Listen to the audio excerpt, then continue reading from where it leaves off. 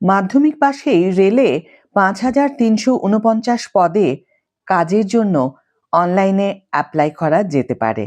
ভবিষ্যতে মিলতে পারে নিয়োগের আরও বড় সুযোগ। Hi everyone, welcome back to my channel অঞ্জনার ব্যঞ্জনা।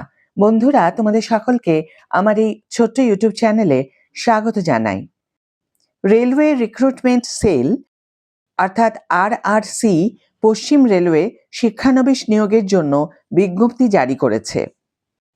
এই নিয়োগের জন্য আবেদন প্রক্রিয়া শুরু হয়েছে ২১শে ফেব্রুয়ারি। আবেদনের শেষ তারিখ আগামী ২৩শে মার্চ।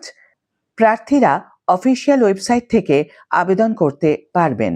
প্রার্থীদের মোট ৫,৩৪৯টি শিক্ষানবিশ পদের জন্য নির্বাচন করা হবে।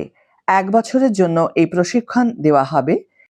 এসব পদ পূরণের জন্য কোনো লিখিত পরীক্ষা বা ইন্টারভিউ হবে না। ITI এবং ১০ম শ্রেণীতে অর্থাৎ মাধ্যমিক প্রাপ্ত নম্বরের কমপক্ষে ৫০% নম্বর পেতে হবে। এর ভিত্তিতেই নির্বাচন করা হবে। রেলওয়ে থেকে শিক্ষানবিশ প্রশিক্ষণ নেওয়ার সবচেয়ে বড় সুবিধা হলো রেলওয়ে গ্রুপ ডি নিয়োগে অর্থাৎ RRB গ্রুপ ডি নিয়োগে ২০% পদ তাদের জন্য সংরক্ষিত। এখন প্রশ্ন হলো, কতগুলি শূন্য পদ আছে, কতজনকে নির্বাচন করা হবে? ১. ফিটার ১৬১৪টি পদ। ২.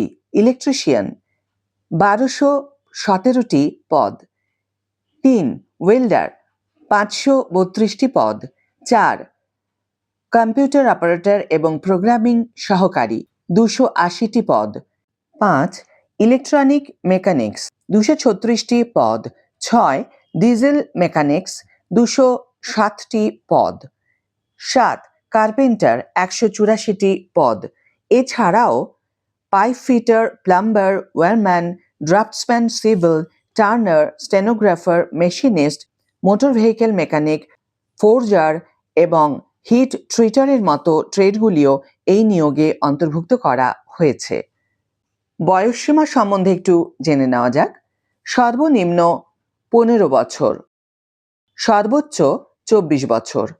ওবিসি শ্রেণীর প্রার্থীদের জন্য সর্বোচ্চ বয়সসীমা ৩ বছর, তফসিলি জাতি অথবা উপজাতি বিভাগের প্রার্থীদের জন্য ৫ বছর এবং ভিন্নভাবে সক্ষম প্রার্থীদের জন্য ১০ বছর ছাড় দেওয়া হয়েছে। বাছাই প্রক্রিয়া ১০ শ্রেণী এবং ITI-তে প্রাপ্ত নম্বরের ভিত্তিতে তৈরি মেধা তালিকার ভিত্তিতে যোগ্য প্রার্থীদের নির্বাচন করা হবে। ১০ ও ITI-এ প্রাপ্ত নম্বরকে সমান গুরুত্ব দেওয়া হবে।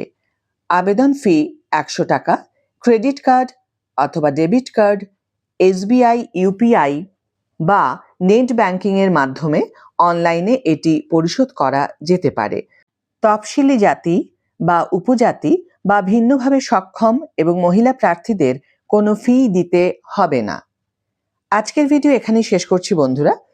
ভিডিওটি যদি কার্যকর বলে মনে হয়ে থাকে তাহলে অবশ্যই একটি ছোট করে লাইক দিও, শেয়ার করো বন্ধুদের সাথে, কমেন্ট করে জানিও তোমাদের মতামত।